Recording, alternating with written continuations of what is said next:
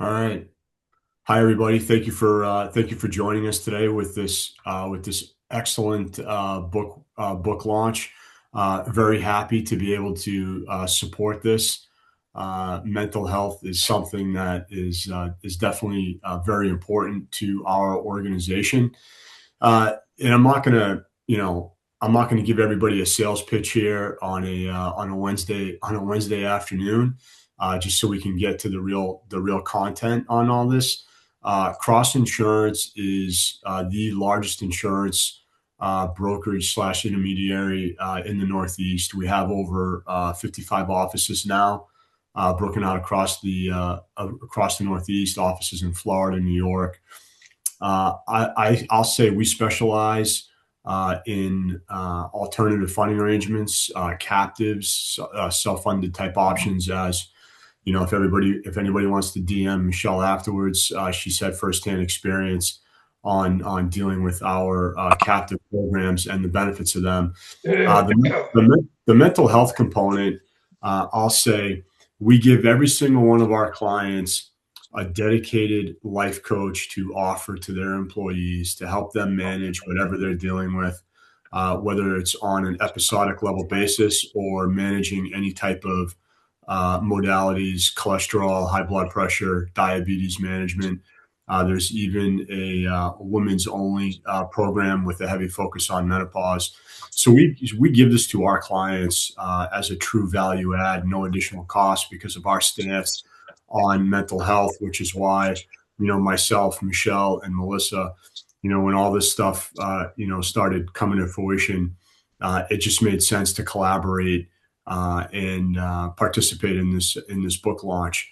So if nobody has any questions for me in particular, I'll hand the mic back over to Michelle and Melissa, and by all means, if anybody needs anything or any questions along the lines of insurance or just a brain to pick to help navigate the world of insurance. Anything I can do to help out, I want to make sure I'm accessible and able to do that. And Michelle can pass my contact information out to the group here, and we'll get on with the rest of our program. But again, thank you all for joining. Thank you, Melissa, for your impact and leadership on your book with mental health as it pertains to leadership in the workforce. Wonderful. Thank you, Tony. I'm super excited, and we have formalized the Rebels even more. So we have a little slide deck to go through to show you a little bit about the Rebels and about this session. So today we are talking about the business case for leadership mental health. I have known Melissa for a long time. She has been instrumental for me, even during the pandemic. I think we might have met even before that, but during the pandemic, I read her first book, and why you should, yes, you can talk about mental health at work, and here's how.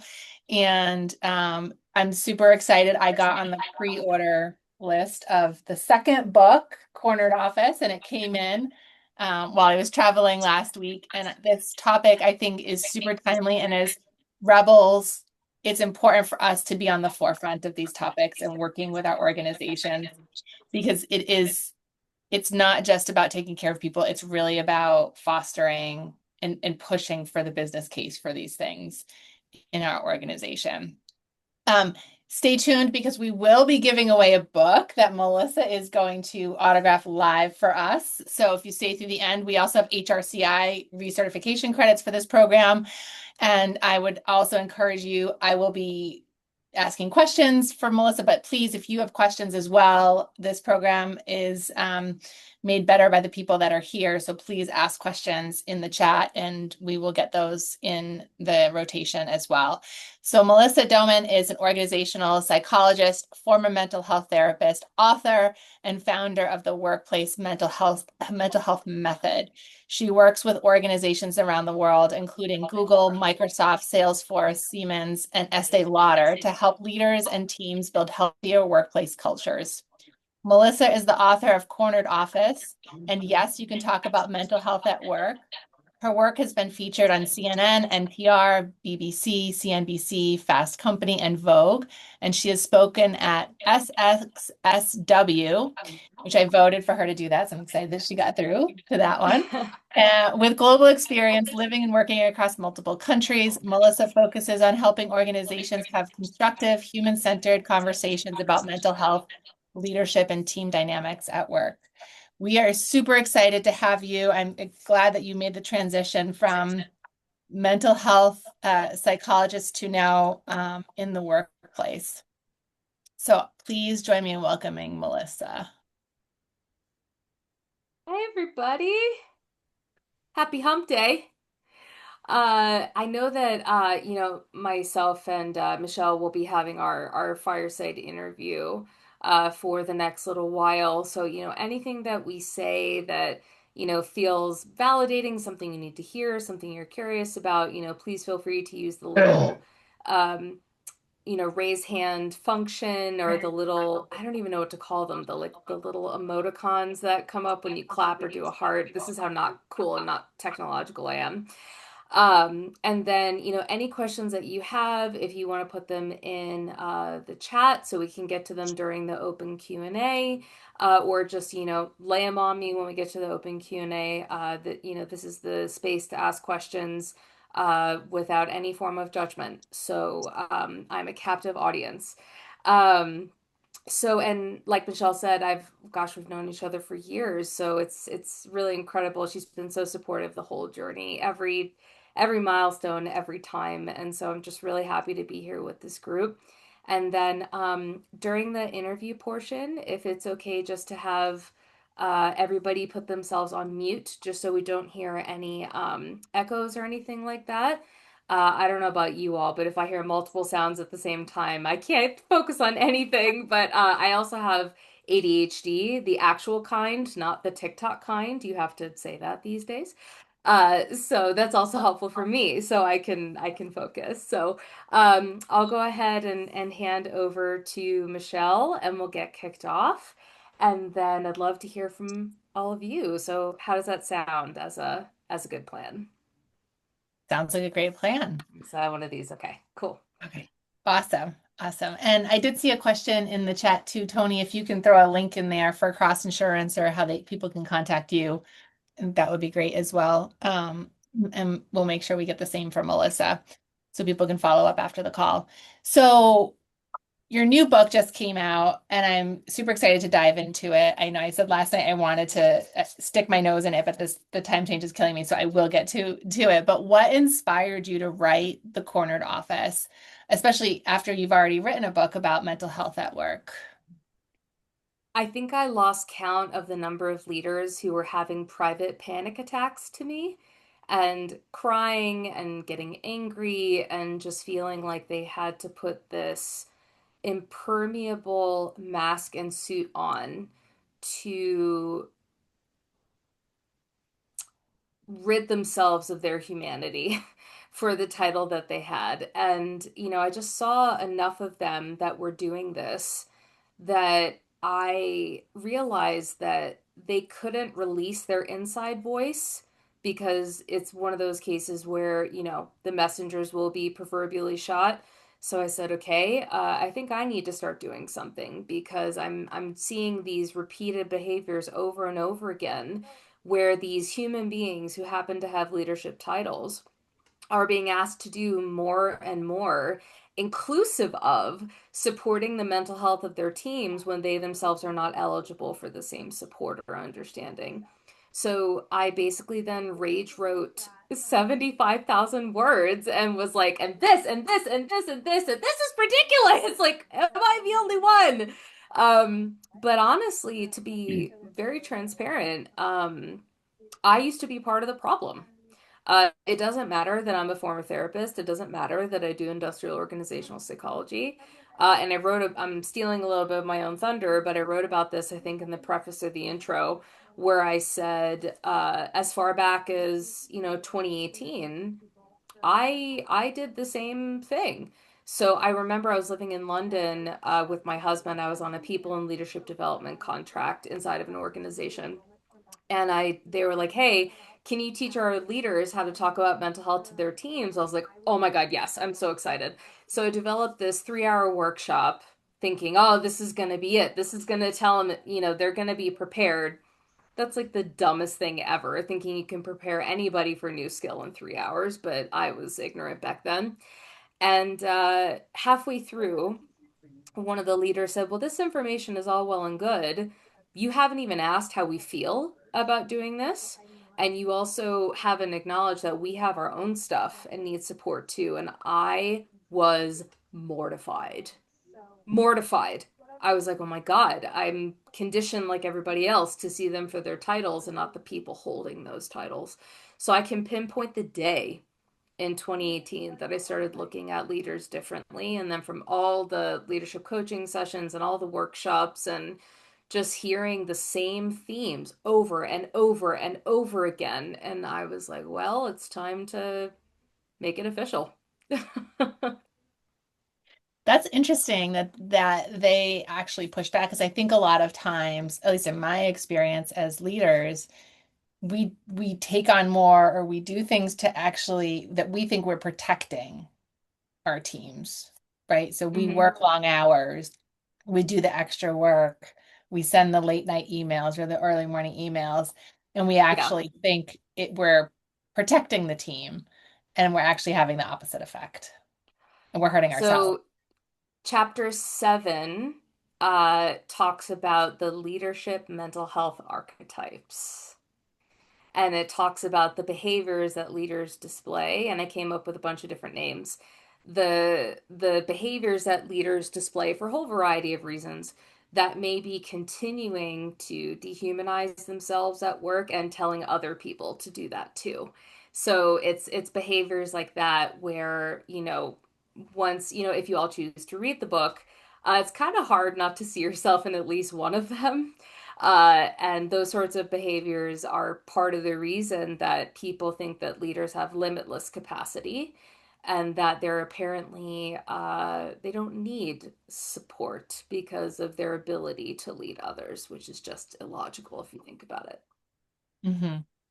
Right. And the expectation that we put on ourselves that we have all the answers or we should have all the answers, right? Oh, coulda, woulda, shoulda. And, Mhm. chapter 1 and chapter 2, I hope, is there any Seinfeld fans on? Mm. Did anybody get my Seinfeld reference? I'm alone in my principles. Okay, we got two. Um, the chapters 1 and 2 really focus on, and I don't know if I'm stealing my own thunder with some of the questions you have coming up, Michelle, so definitely stop me if I am.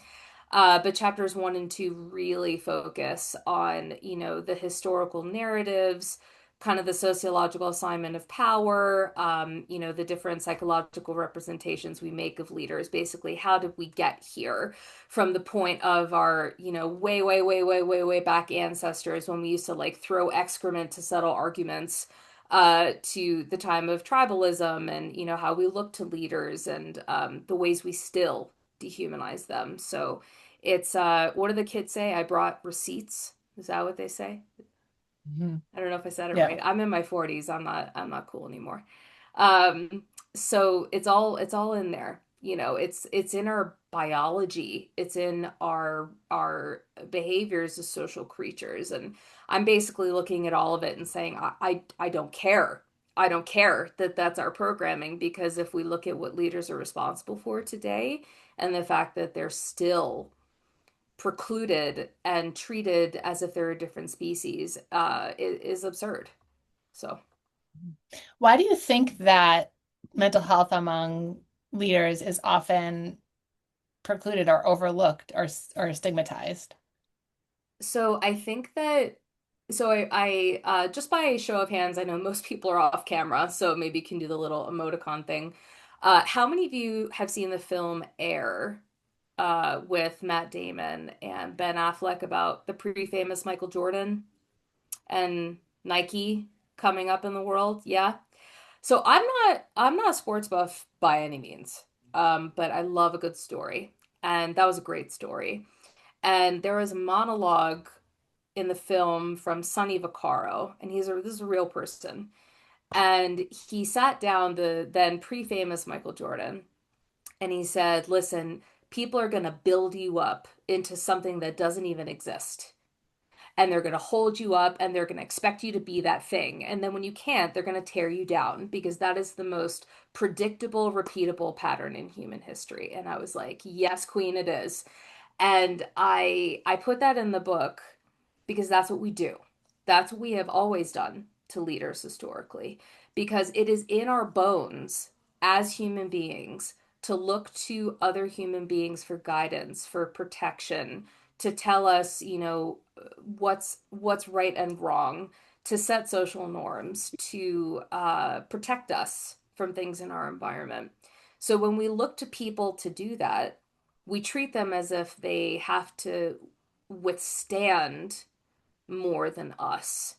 And then when they can't, or when they say it's difficult, or when they show their humanity because of our own fear and uncertainty, we then start to try to knock them off the leadership ledge because, well, you should be able to do this. Now, what people forget is that people in leadership roles haven't always been leaders. They weren't like, they didn't come out of the womb and start leading teams like that. That's how people treat them in these positions, and it's always been this way since the beginning. And we treat leaders as though success and struggle can't live in the same body, and that's just ridiculous. So I'm trying not to go too deep into the rabbit hole, but the short answer is it's always been that way. And I think that there's a lot of and this is, I think, from chapter 2, there's a lot of magical thinking when it comes to that. And I won't tell you what that is because you'll just have to read in chapter 2. Mhm. That's great. I also wonder, and if it's even more stigmatized with women leaders too, like the whole notion that you can't cry um in the office. So funny you mentioned that. I just had my book launch event at a local bookstore here in Denver on March 6th. And we talked about that concept, and someone had asked a question about how yelling seems to be more accepted at work than crying. And that's because, and I'm not bashing on men or anything, I'm married to one, this is not about that.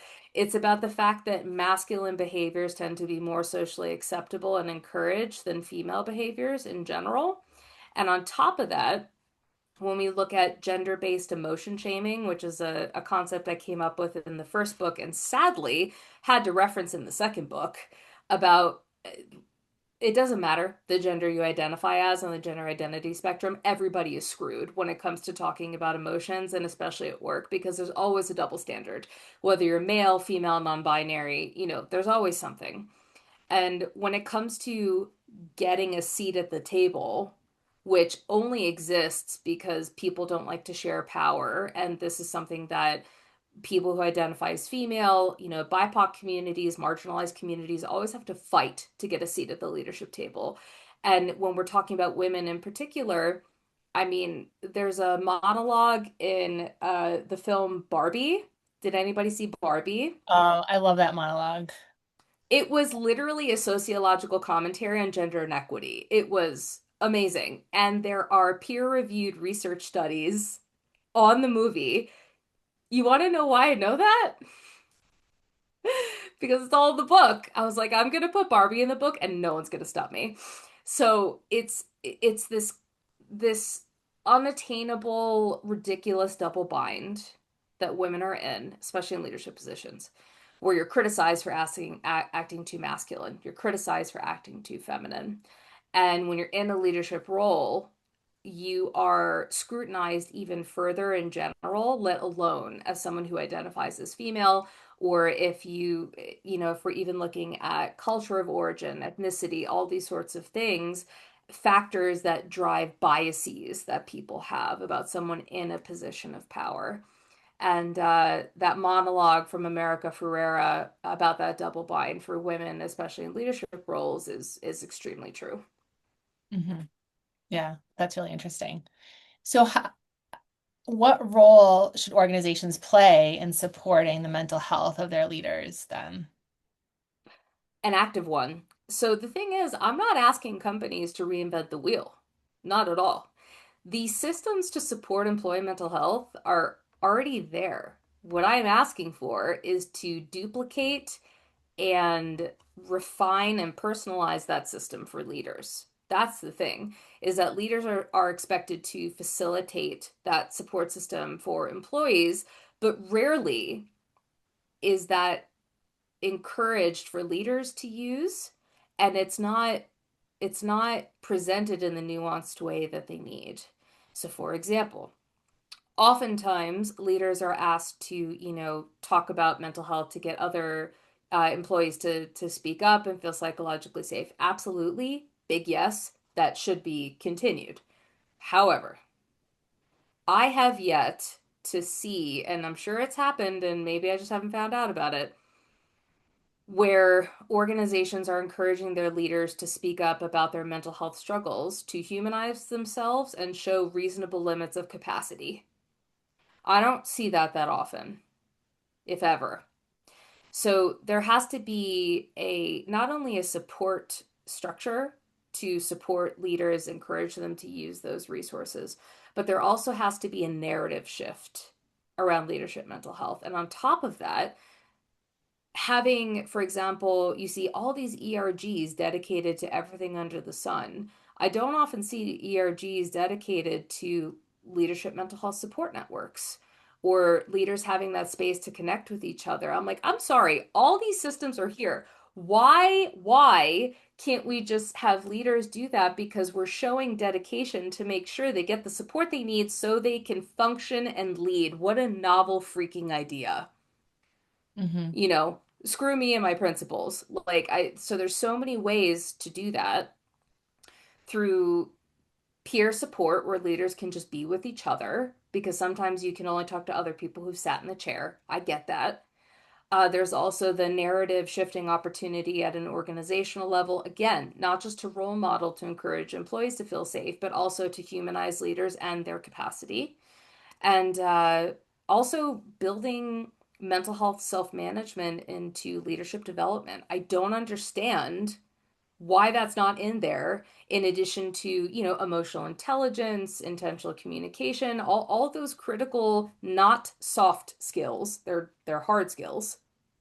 I don't understand why it's not mental health self-management is not built into leadership development so they can manage and be aware of their capacity as they take these skills on. So those are some ways that organizations can support their leaders. I love that. And utilizing the tools that you have available. I remember I went to a conference and there were these little breakout sessions. I think it was in California 'cause they're usually very progressive, but there were these little breakout stages in the expo. And I just stopped at this one that was about EAPs. And I was like, oh yeah, yeah, EAPs. Everybody knows EAPs, right? And You'd the be woman surprised said, they don't. yeah, I know. So the woman said, and it was an HR conference, and she said to all of us HR people, how many of you have called your EAP? And not one Zero. person. Exactly. Zero. But we're telling everybody use the EAP, but we're not calling it ourselves. And so I was like, Oh, genius, right? So as soon as I got back to the office, I called the EAP just to talk to them and figure out what they could offer and how they could help me as a leader and me as the HR professional. And it became a go-to resource for me, but it was always just a tool that I said, hey, we have this and never ever used. And so I love that of like, use the tools you have. Like if you have an ERG, why do we not have one for leaders? Create I one. know. I feel like I'm crazy. I'm like, okay, there's an ERG. Can I say an adult word? Is that okay? Yes, I yes, need please. consent This from is the I need rebels. It's consent the from the rebels. group. Yes, At least it's the give me some rebels. nods, guys. So I'm Yeah. seeing visual agreement. It is just fucking stupid that we don't have using these same systems for leaders because it's all there. It's all there. And by the way, I used to be an EAP counselor. Hmm. Not one HR professional called in to talk to me, not one. And on the rare occasion when a leader called in, despite the fact that I said everything you say to me is confidential, except in cases of harm to yourself, harm to others, child abuse, or elder abuse, because I was a mandated reporter, it didn't matter that I said that. If a leader called in to talk to me, which was rare, they would say, "Well, you're not going to tell HR, right?" And I'm like, nope, not unless you meet one of these conditions. And there's just such fear as a leader calling in and talking to me. And I never heard from one HR professional. But that's a story for another day where I also go on harangues about why HR professionals are expected to facilitate the mental health conversation, but are not allowed to join it themselves. But I that's a think that's, story for yeah, another that's your day. next book. That's your next book. Oh I think God, that's I'm important. so tired from the second one. Give me a break. Maybe. There is in chapter 5 an entire section on mental health in HR Awesome. as an industry specific challenge. Great. I will hone in on Yeah. that.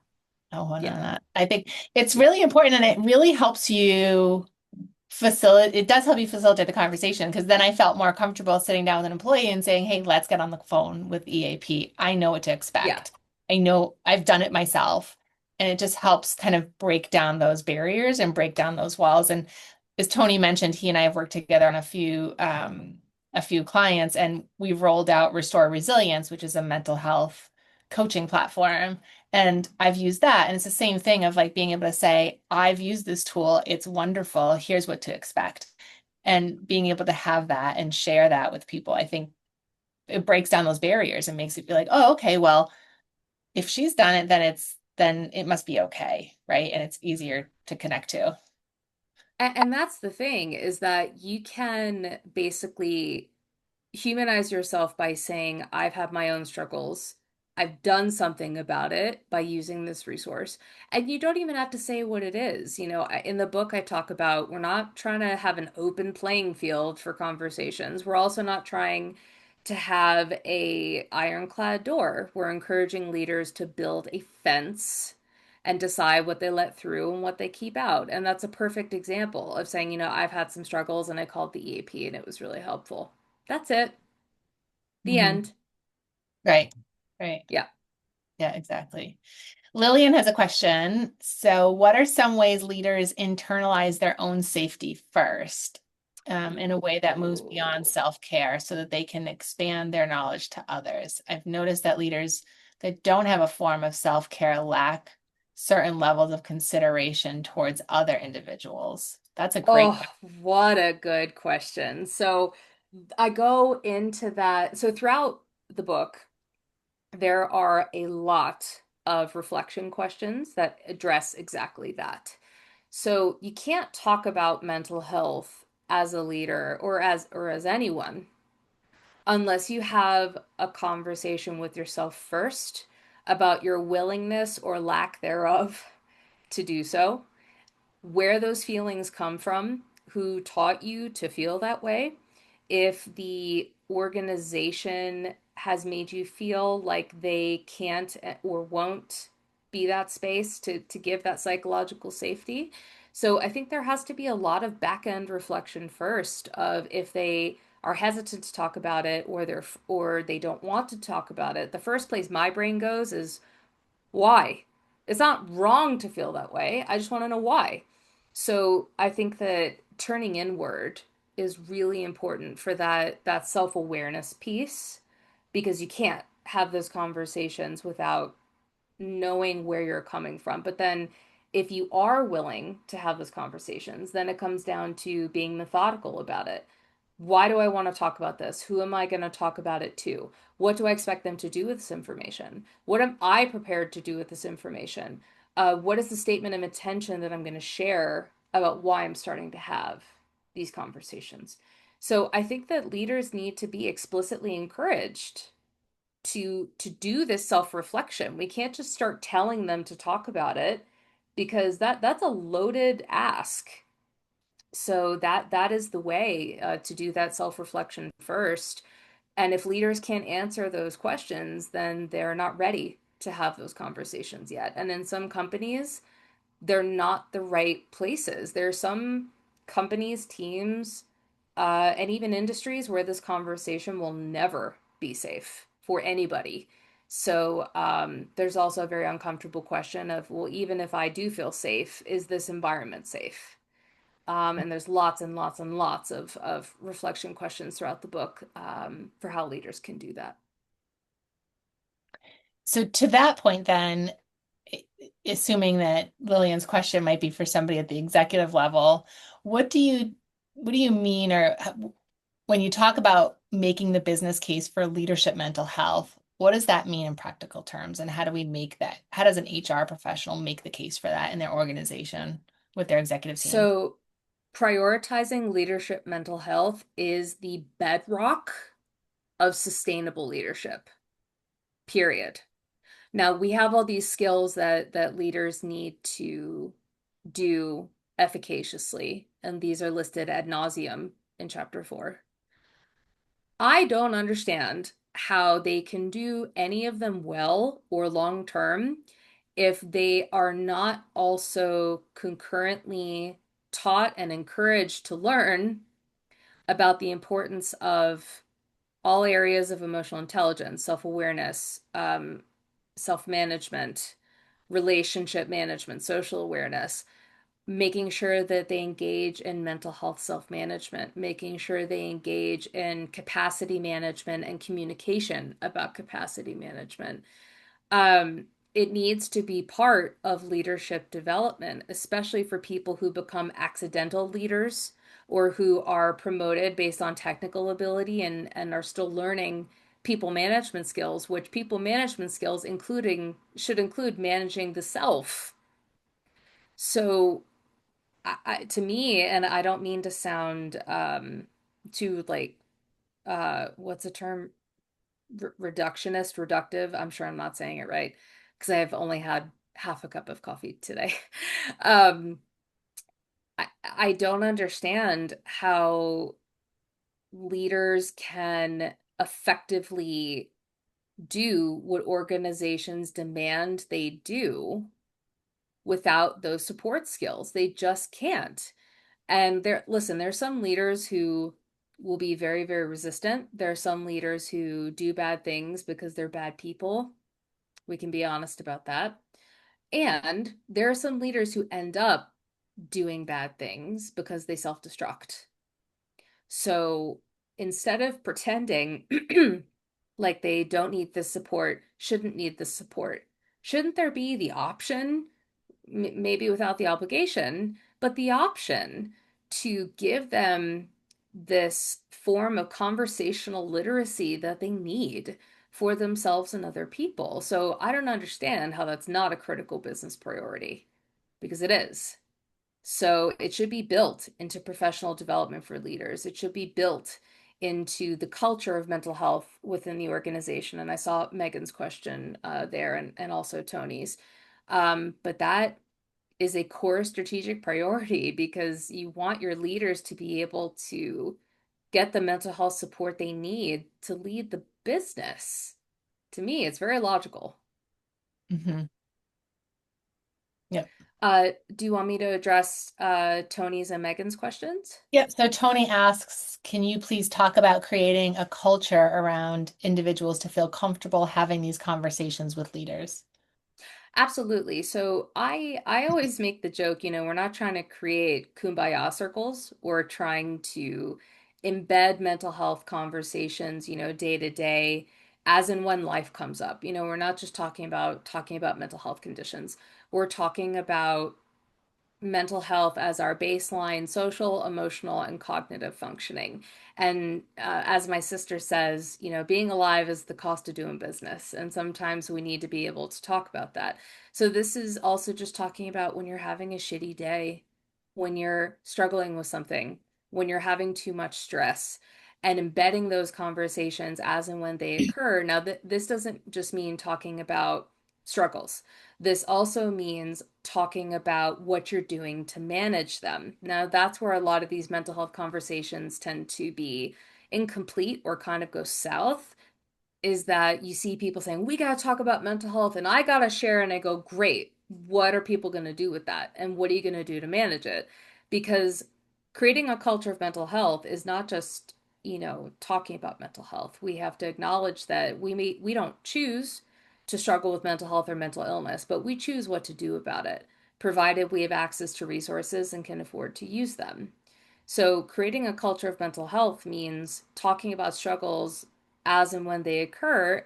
Now, some of them are not appropriate to talk about at work, and some of them are, but also pairing that with here's what I'm doing about it, or here's why it's healthy and reasonable to talk about it. So, let me give an example. Uh, let's say, yes, Tony, you can comment in just a second. So let's say, for example, that I'm feeling more anxiety than usual recently, which let me grab my little anxiety doll for anybody who's seen Inside Out 2. And for those of you who haven't, shame on you, and you have homework because these movies are really for adults, not just for kids.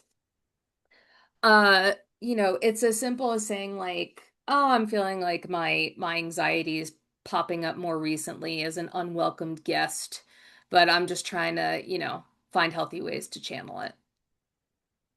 Now, if and when people say something stupid in response, because there's always people that will do that.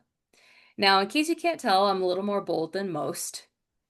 So I would say something to the effect of, well, I'm aware of what's going on and I'm talking about how to manage it. So I don't really understand why that's a problem.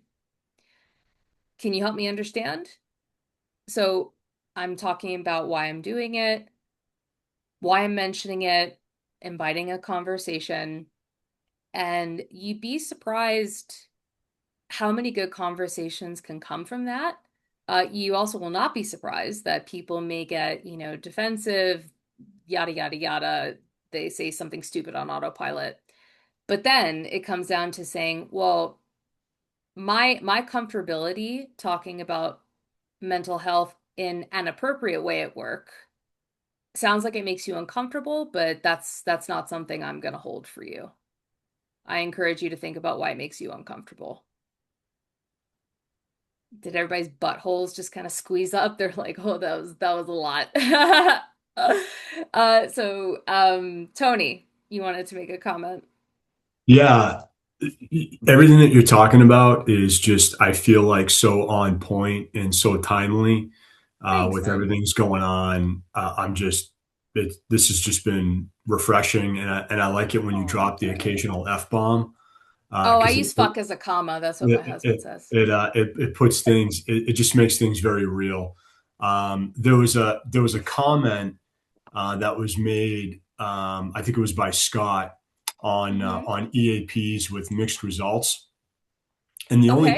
the only comment I wanted to make, and then Melissa, you can let it rip. Ah, The stuff that, like, EAPs for whatever reason have gotten a negative connotation in the workplace, and really?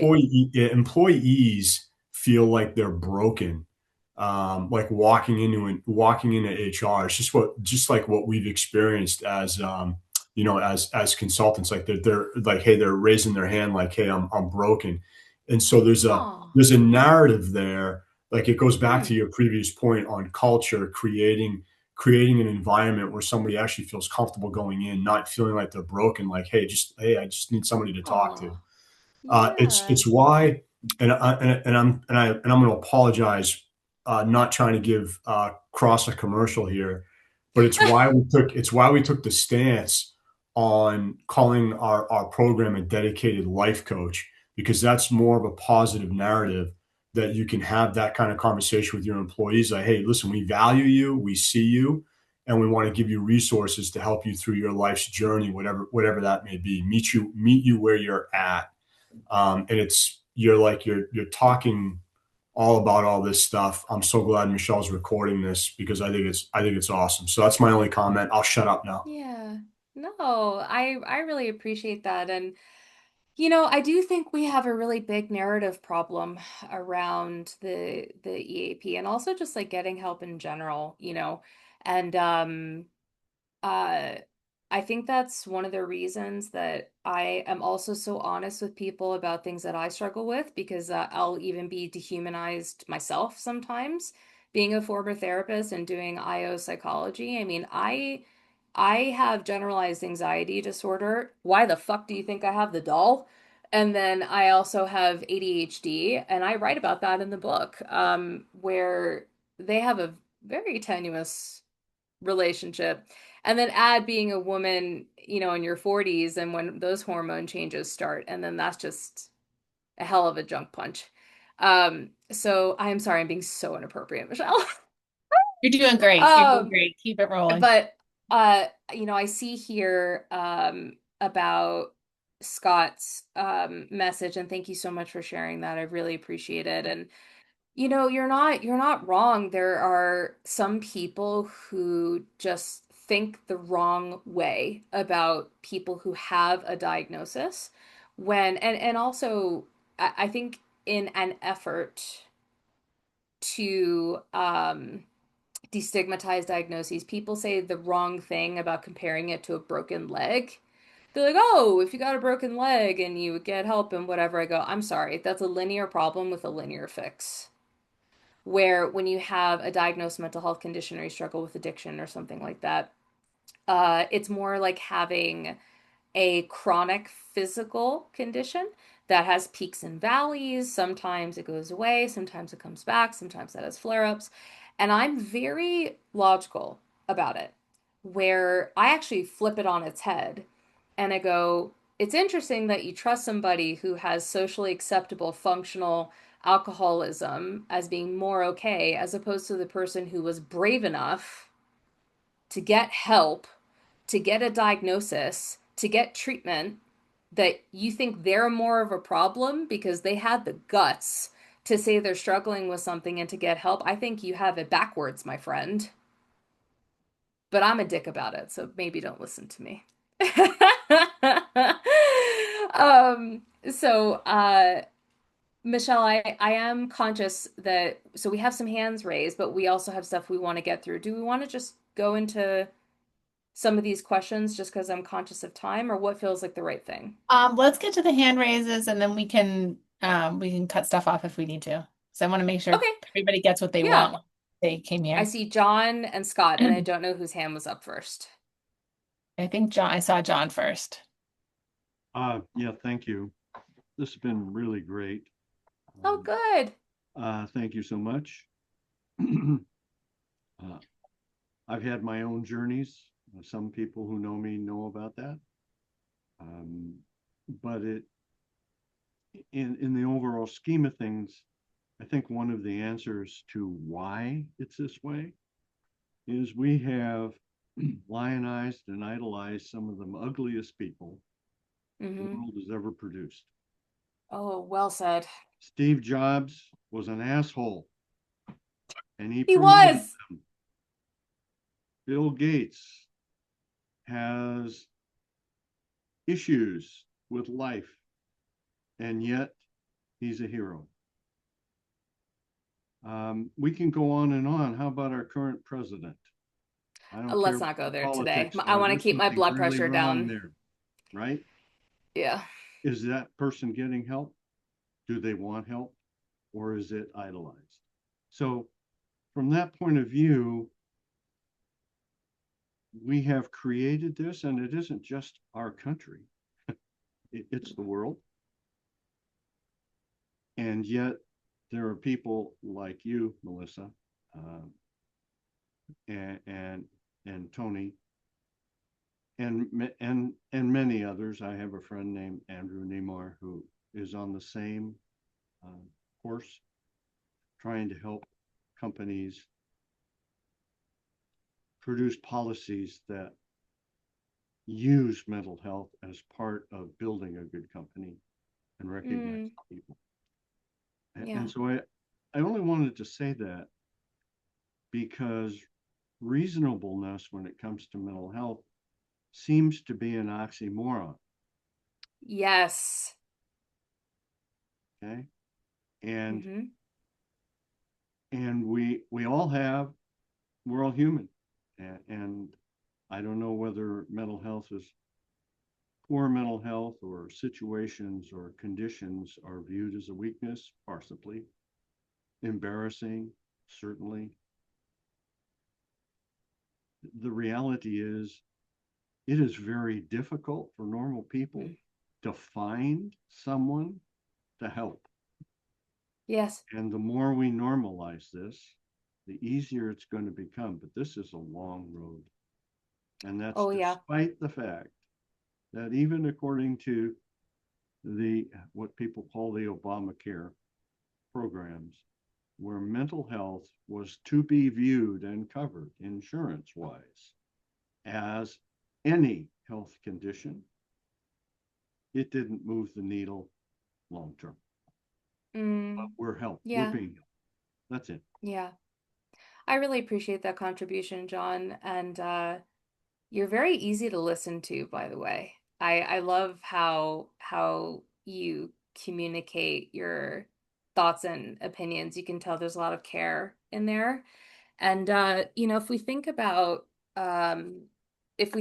the arc of human history, and we think about when now mental health struggles have been around since the dawn of civilization. They just villainized it and called it witchcraft or hysteria or these other terrible things that's in my first book. I'm not going to go on that harangue. Um, and you know, it's been this way for such a long time that if you look at the long arc of human history and the work we're doing around normalizing mental health conversations, it is a drop in the bucket in terms of the number of years we've been doing this. So we do have a very, very, very, very long road ahead. And that's why I'm really always looking at the social science aspect of this, focusing on the sociological influence, the psychological influence, the power of narrative, biases, and really just getting people to pause and recognize the fact that how we look at mental health and mental illness is all based on story. It's all based on story, every single piece of it. And so maybe it's the fact that I'm neurodivergent that I go, this is ridiculous. We need to follow the logic, and not everybody, is on that same page. Um, but I will keep fighting this fight for my entire career. And a lot of other people are doing that too. And, the more people we can get talking about this in a constructive, logical way. And I hate to say that because if it's driven by emotion and desperation, people won't listen. But if you drive it with irrefutable logic, in my experience, it's easier to get people on board. And if we drive through curiosity to understand why people are resistant, then it's also easier to get them on side. So I really appreciate you saying that. And I saw Scott also had his hand raised. My last comment as a follow-up to that is, um, mental health doesn't show unless it's in an exaggerated form.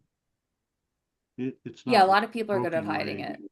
or a hand or a finger or an arm, Right. and it's hidden. And Mm-hmm. and oftentimes that's why it's difficult for people to relate and get help, because Mm-hmm. it's not recognized and seen. And I'm sorry, Scott. It's all right. Uh, my comment is just this. I think those who have had mental health problems, addiction problems, alcoholism problems, and have gotten themselves into recovery owe it to the rest of the world to be honest about that. There's this whole stigma thing that we still respect, and I have no respect for that. I'm a member of Alcoholics Anonymous, but I'm not very anonymous about it. And I think I've helped a lot of people that way, because they know who to talk to. They know this guy's crazy, but he knows a little bit about, my struggles because he's been through it.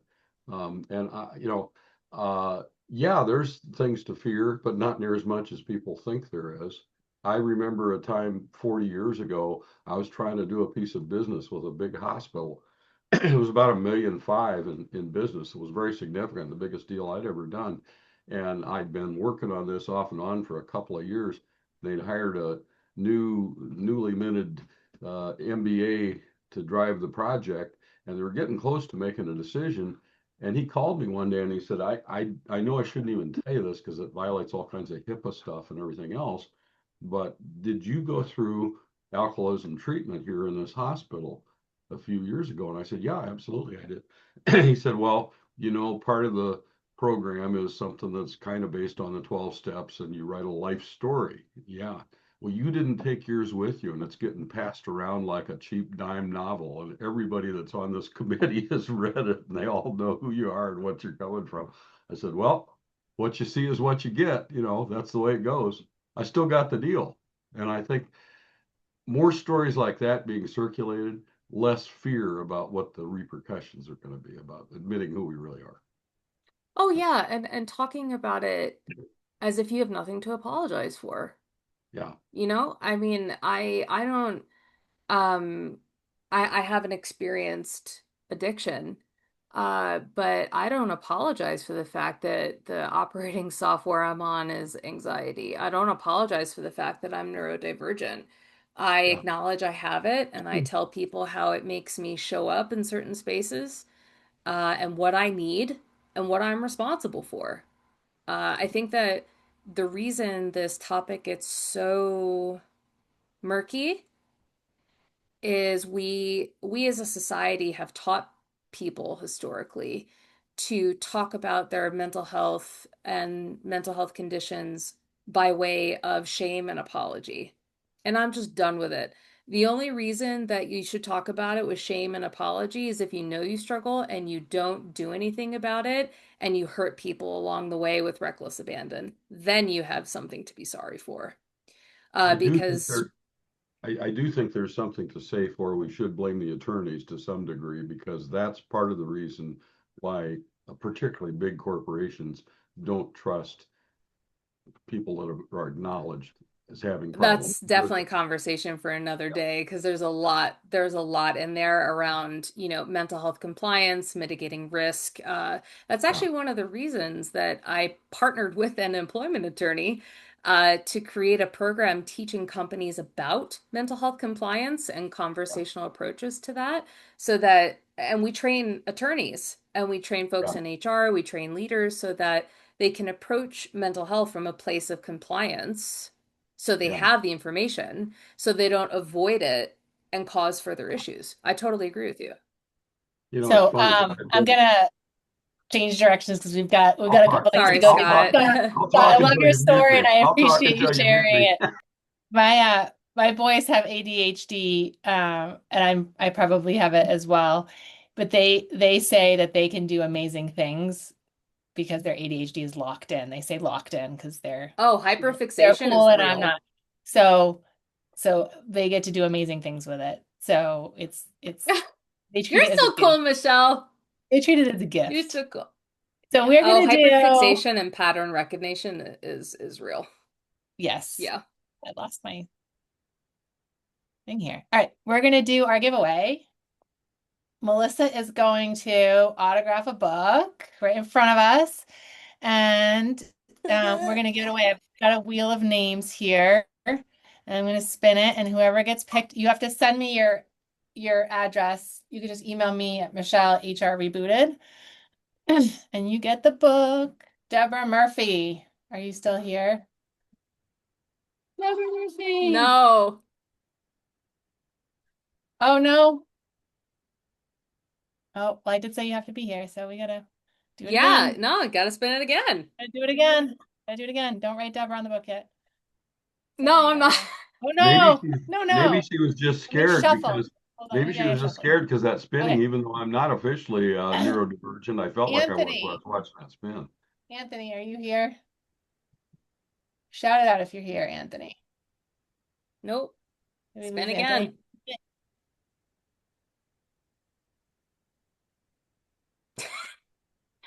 This is fun. I feel like I'm doing bingo. It I keep is saying the same fun. It keeps people. going to All right, I'm the gonna shuffle this. same, Hold on. Hold on. yeah. They really want Anthony to get the book. Jesus. Shuffle. All right, let's try this again.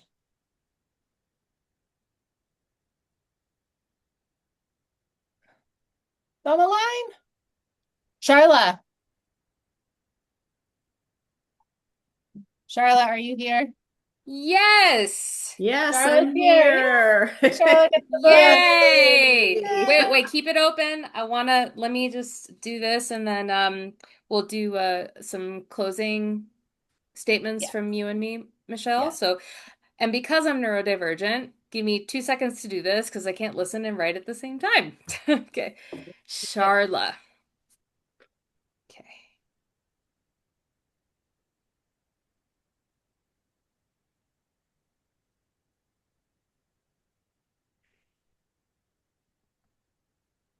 I'm gonna write it down too, so I don't forget.